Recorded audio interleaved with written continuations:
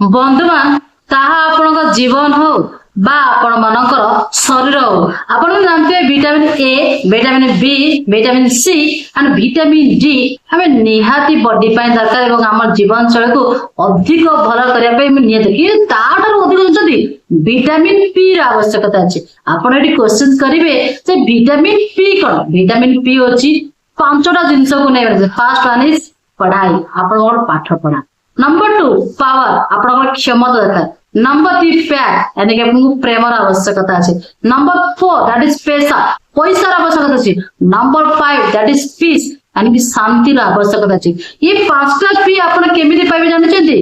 आपण को कठिन परिश्रम करबाक अछि कंसिस्टेंसी रखिबार अछि एवं तत् सहित आपण को डेडिकेशन सहित काम करबाक अछि तापर रे 5p आपण अचीव करियो विटामिन पी पाइबा द्वारा आपणकर बॉडी आपण मनकर सक्सेस तत् सहित आपण जीवन शैली पूरा परिवर्तन हे जिवो एवं आपण नुआ रूप देखा जिवे ताले जल्दी फॉलो करंत ना एमती डेडिकेशन वीडियो पाया पाए।